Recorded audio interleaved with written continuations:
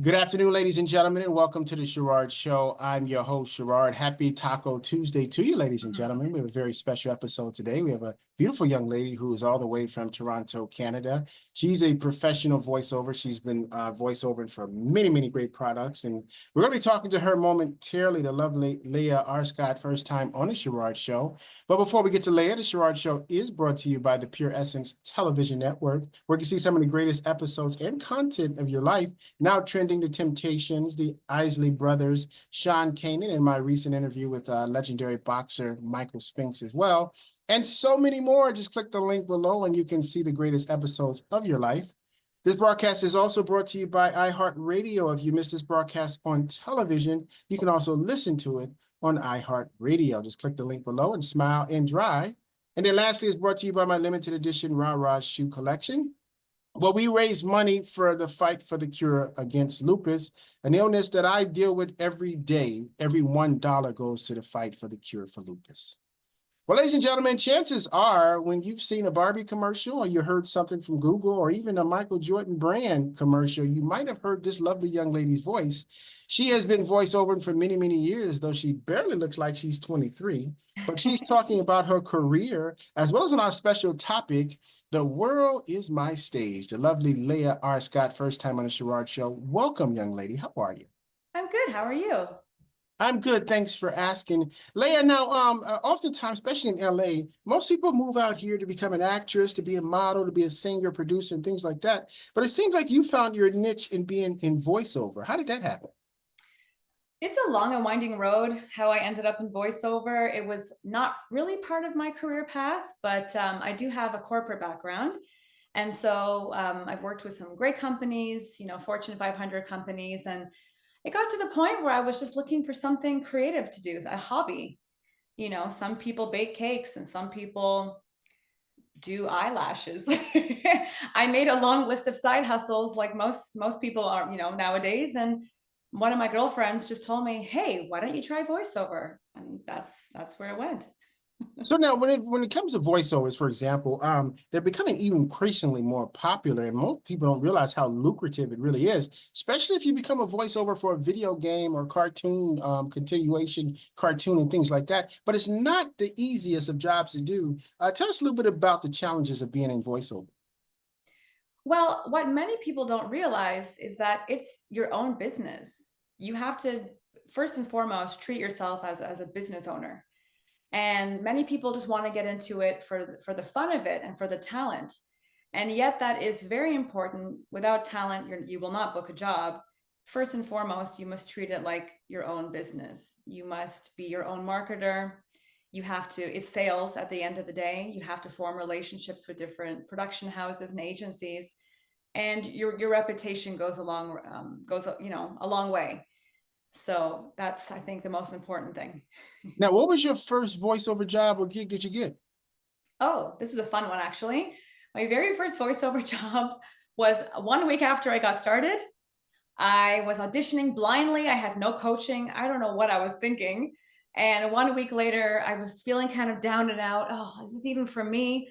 And boom, I got a job for Airwick, speaking Spanish and English for their Latin line of home plugins and candles. So you speak Spanish as well? Un poquito. My husband is Spanish, so I did take lessons for a little bit, but he definitely had to help me with my accent because I was pretty new at it. Very good. Now, was it a challenge doing that first voiceover gig? I didn't know what I was doing, to be completely honest. Imposter syndrome was at an all-time high, and I had to just go online and oh my God, someone's now hired me. Okay, I have to be professional. But they were happy with it. They didn't ask for any edits, and I took that one as my first client. So now, when it comes to doing voiceover, and you just mentioned a moment ago that you have to treat it like a business. So what is it? How do you get into it per se? I mean, you have to do auditions, you have to do submitting. What's the best way to do it? I know they're going to be asking me that, so I'm getting ahead of the questions. So I would say first and foremost, if I could do it all over again, there's many things I would do differently. So I would say coach, get a good, reputable voiceover coach, because when you just start blindly auditioning, you're going to learn mistakes. And then you're going to have to unlearn those mistakes later. So do your research. Try to get a good microphone, a good quiet space in your home. I started out using my closet. It was very ghetto. It was not pretty. I stuffed it with clothes and with any kind of insulation, moving blankets. I did my research about a decent microphone, and I started by going online and finding a website that hires voice actors. They call them pay and play websites.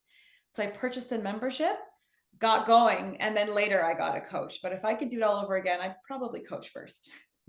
Now you were doing things for Google. Let's start with Google. What did they have you doing for Google? And you probably were telling us somewhere. You like, are you Google Voice? No, and if I was, I probably couldn't talk about it. So that there are some things that I have signed NDAs for that are fun spots that I can't really talk about. But the ones that I can share are just internal videos for internal corporate narrations. One of the many perks of your Deserve EDU MasterCard is cashback rewards. So what is cashback? Well, it refers to credit card members earning back a percentage of the money spent on that card. WaterAid has been working to bring clean water, better hygiene, and improved sanitation to communities around the world. We are changing the world through digital experiences. Whether it's a smartphone or tablet app, online game, or website, chances are that it was touched by Adobe technology. For a lot of the big tech companies, I've done a lot of internal videos and other fun things that, yeah, can't talk about. What's interesting about it is that music and like sounds many times shaped our childhood. There's a lot of things that we've heard, and like if we hear them again, like a lot of times you see on Facebook some of these old classic commercials, and just the voice and the music together takes you back to your childhood. Do you feel your voice kind of has that effect on people? I mean, that would be the dream. I would love to, well, I will say there is a gig that I've done recently that is a popular kids game, and many people do say that my voice does help to, amplify the game's popularity, which is very kind. So, how kids can play games for hours and hours. So I think in that regard, my voice might shape some children's childhood, and hopefully they don't find it irritating. Well, the thing is amazing is like when you listen to the voice of Siri, or you listen to the voice of Alexa, those are very comforting voices. And then Apple has it set now where you can be able to adjust the voices to sound even more pleasant or more firm and things like that. Are you sensitive to that now that you're a professional in voiceover? Absolutely. Absolutely. I've always loved voice. I'm a big fan of music, singing, comforting voices. I love listening to audio dramas and podcasts. If a voice is good, I want that voice there all the time. So my voice is my hearing is attuned to different voices and different tones and textures and cadences and intonations. I've always found it fascinating. So now you sing as well, correct? Well, I don't like to call myself a singer, but I can do a mean karaoke now and again. Well, ladies and gentlemen, for those who just joined us, we're speaking to the lovely Leah Arscott, a voiceover professional who's done it with some of the biggest companies around. We will be taking your questions momentarily as well. Now, Leah, you did Barbie Dream House. Now, was that off of a commercial? Actually, no, it was their YouTube series. So I played a variety of different Barbies, some sparkly glitter Barbies. I played a Barbie with special needs. Whatever they needed, I could figure it out. So now for someone who's watching right now and they say, you know what, I really want to do what she's doing. You say the first thing they need to do is get a coach? Do your research first to see even if you want to get in this business, because it's quite difficult. It's competitive. I would say, especially since COVID, a lot of on-camera actors have moved, into doing voiceover. So just do your research to see if this is really what you want to do. Because if you want to be successful, it requires a lot of effort and time. Then I would say get a voiceover coach. Do your research to try to find a good one. Now with the beauty of online conferencing, you can get the best coaches in the business. I'm all the way in Toronto, but I found coaches right in LA, and it was during COVID, so they were very kind to help me out.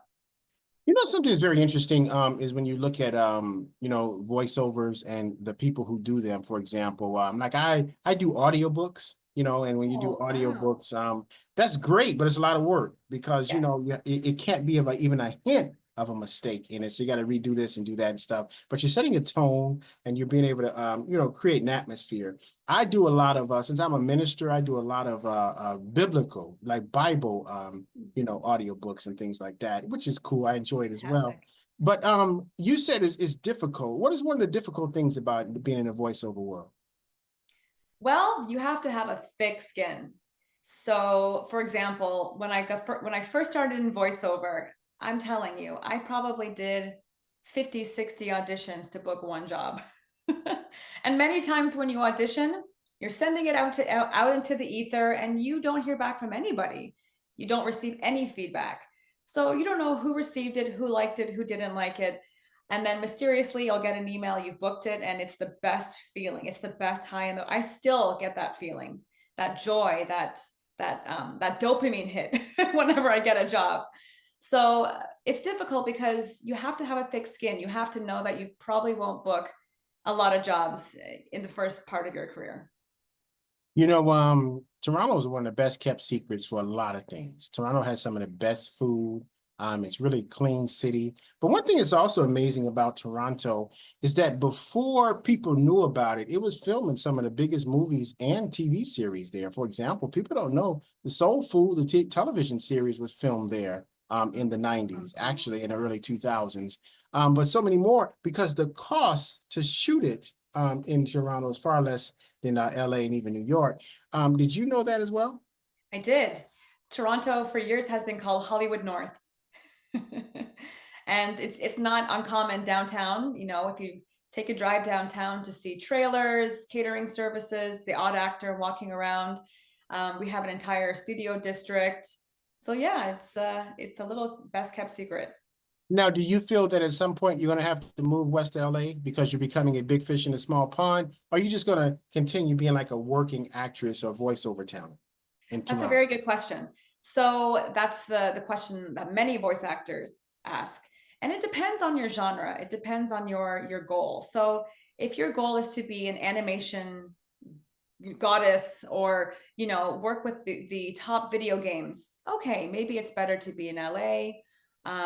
If you're looking to just work on commercials or other avenues of voiceover, promo and trailer and narration, you can definitely work from home. So I would say you really only need to move to LA, for example, if video games is your thing and animation. Video games is my thing. That's my thing. That's my thing. Oh, really? That's my thing. Ladies and gentlemen, we're going to take a quick commercial break. When we come back, we're going to find out if this lovely young lady really knows about video games herself. I'm Sherard, and we'll be taking your questions. I'm Sherard. We'll be right back right after this. Welcome back, ladies and gentlemen, to the Sherard Show. I'm your host, Sherard, for our Tuesday conversation with the lovely Leah Arscott on the Sherard Show, talking about her career as in voiceover. And also, if you missed it in the last segment, she's given us some very great tips on how to get started and to be thick-skinned. But we were talking before the break about video games. When you talk about that, I get excited because I've been playing video games for many, many years. Now, some of my best games, like one of the biggest games ever is like Grand Theft Auto. Way back in 2004, Grand Theft Auto San Andreas came out, and one of the biggest voiceover talents on it was Samuel Jackson. He was the voice of one of the cops in there as well. Now, you've done video game work before? I have done video game work. Although I will say it's not my bread and butter, but I have done some video games, yes. Can you name the game? Oh, actually, there's a big mobile game that I've worked on recently, and that one's created some traction. It's called Brawl Stars. Okay. And it's a mobile game. Many people have heard of Clash of Clans. And so it's the same company, Supercell, out of Denmark. And they've created this new one called Brawl Stars, and it's really gotten quite popular over the last few years. They have a new commercial online and on TV with, you know, starring John Cena. And so I'm a character in that game. And I really didn't know it was going to blow up until one day I was washing dishes in my house and my husband's on his phone and I hear my voice. Caliente! Haha! Fire starter! Woohoo! I flame to please! Ah! Feel the heat! Ignite this! This is lit! I will remember you! Fuego! Fuego! He's playing the game. And I said, how do you know about that? He goes, everyone knows this game, Leah. And I said, oh, that's me. He lost it. That is absolutely amazing. What a story to tell. Now, my question is, are you a video game junkie? I am old school. I'm the days of, Super Mario Kart, etc. So, I can play the odd arcade game, but it's not, I have other avenues of, of hobbies. Okay, I get it. What's your favorite? Well, my favorite is video games. Of course, I'm a big PlayStation 5, PlayStation period, but I absolutely love like survival horror games like the Resident Evils, the Silent Hills. But then I'm a kind of guy, I'm kind of a weird guy. I like games most people don't like. Like when I go to GameStop, the game that everybody say don't buy, that's the one I buy. That's the one I end up loving. I don't know. That's just really weird, but that's just me. No, that's good. You're supporting everybody. Yeah, but it's some of the greatest games, Like there's a game called Remothered, for example. It's a survival horror game. Very low fanfare, but some of the companies, they can put out some incredible games, but they don't have the Madden Call of Duty budgets, so you don't see it all over the place. True. But it's one of the greatest games ever made is Remothered. Anyway, I'm digressing. You set me up with that question. All right. Anyway. We're going to get your questions momentarily, ladies and gentlemen. I got one more for Leah, and then we'll get to your questions. We see you. I see you. I see you. So now, what voiceover gig would you say makes you the most comfortable? Like when you see this one come over, which one do you say, oh, I know this is my lane? Good question. My favorite ones are the ones where I can just be myself. I don't have to put anything on. I can talk to you like how I'm speaking to you now. The ones that are introspective, just about a random girl thinking of something, and that's just the voice that comes out. Ones where I don't have to put on. Those ones I know are mine. Very good. Now, how often does the auditions typically come? So I have many streams of my work. As I mentioned before, I'm registered on a few pay and play websites where I pay for a membership where they send me auditions all day long. If I open the queue now, there's at least 120 in there. That's just on one site alone. So I can take my time sifting through, picking through, taking a look at the budgets, which ones resonate with me, and audition for those. I also have about 5 or 6 agents, and they will send me auditions as well. I know that when I see the agency auditions, it's stiffer competition. So I have to kind of dig deep because I know their rosters of talent are phenomenal. So. Very good. Are you ready for the questions from the audience? Sure. All right. So I'm going to take 3 because they're lining up for you. I know you're a very busy young lady, and I appreciate you taking the time out. This one is from Tiffany Madison. This is from Tiffany Madison. She's in Raleigh, Durham, North Carolina. She said, now this is a great topic because she's always thought about getting into voiceover. Her question is this your full-time employment? Good question, Tiffany. Hi, and thanks for tuning in. Yes, this is my full-time gig. So I got started in voiceover end of 2018 as a side hustle. And then during COVID, my stable government job laid me off. And that was a shock. I didn't think that was ever going to happen. So my husband and I sat down and said, okay, we have a mortgage, we have things to pay for, our life. What are we going to do? And I said, I want to take voiceover full time. He said, what do you have to do? And I said, I need coaching. I need a good website. I need a good demo. I need marketing. And so thank goodness he did a startup in the past and he helped me all along the way. And so within about 2 months of really putting pedal to the metal, everything just completely took off.